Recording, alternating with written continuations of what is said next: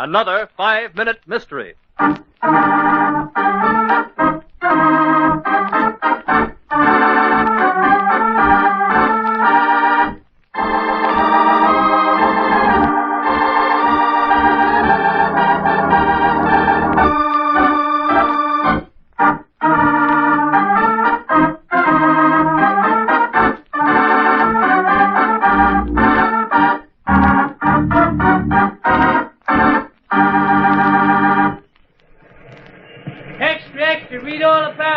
Read all about the murder of millionaire Timothy Fuller. Thank you, sir. Timothy Fuller murder unsolved. Read all...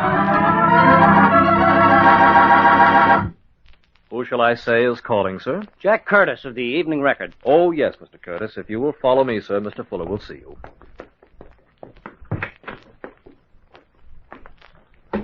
Mr. Fuller? I'm Leslie Fuller. It was my father who was killed. According to reports, the case isn't progressing so well. No, it isn't, Mr. Curtis. Seems to be a complete mystery as to who could have killed my father. I wonder if it might be possible for me to talk with the other members of the household. Oh, yes, of course. There's just my sister Barbara, Barton the butler, and myself. Did you ring, sir? Oh, yes, Barton. Mr. Curtis would like to talk to you and my sister. Will you go for her? She's in a room. Yes, sir. Mr. Fuller, were you at home the night your father was killed? I'm a radio news commentator, Mr. Curtis, and at the time my father was killed, I was on the air. Oh, I don't believe I've ever heard you on the radio, Mr. Fuller. It's quite possible that you haven't, Mr. Curtis. My commentaries are broadcast in shortwave, unless you had a shortwave receiver. Oh, yes, yeah, of course. Did you want to see me, Leslie? Oh, yes, Barbara. May I present Mr. Curtis of the Evening Record? He wants to ask you some questions. How do you do, Mr. Curtis? Oh, how do you do? You remain also, Barton. Yes, sir. Where were you at the time Mr. Fuller was killed, Barton? I was in the kitchen, sir. I was helping cook polish the silver. When I heard the shot, I ran into the drawing room and found Mr. Fuller slumped over in his chair. Shot through the head, wasn't he, Barton? Yes, sir. And where were you at the time, Miss Fuller? Oh, I was here in the library. I was lying on the sofa listening to Leslie on the radio when I heard the shot. I never miss him. Radio? What radio?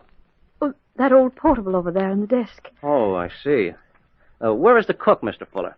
She left this morning. She was terribly upset, and the police said it would be all right. I see. Oh, that's a very beautiful picture of you there on the desk, Miss Fuller. Do you have another one like it? Why, yes, of course, but... Oh, I don't want it for myself, Miss Fuller. I want it for my paper. Just what are you driving at, Curtis? Just that your sister's picture will appear in the paper tomorrow under the headline, Daughter Murders Father. But that's fantastic. You have no reason in the world to believe that I murdered him. Oh, I don't I? Well, you made one statement that convinced me immediately that you were lying. What was the statement that led Curtis to believe that Barbara was lying? In a moment, we'll let you know, but first...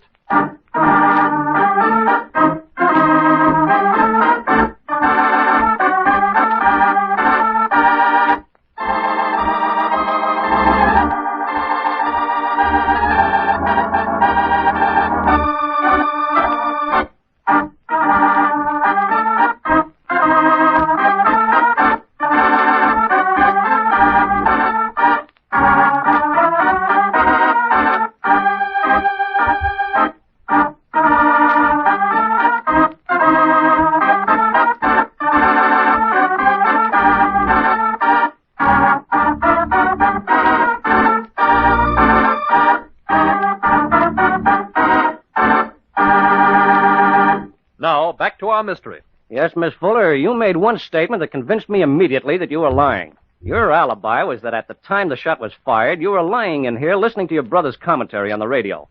That's impossible, Miss Fuller. Your brother broadcasts on short wave. Short wave is something different, Miss Fuller, and requires a special receiving set. You could hardly expect me to believe that you heard your brother on that old portable radio you have here. It just wouldn't work. Get your hat and coat, Miss Fuller. Where you're going, you'll have a long time to figure out the intricacies of short wave.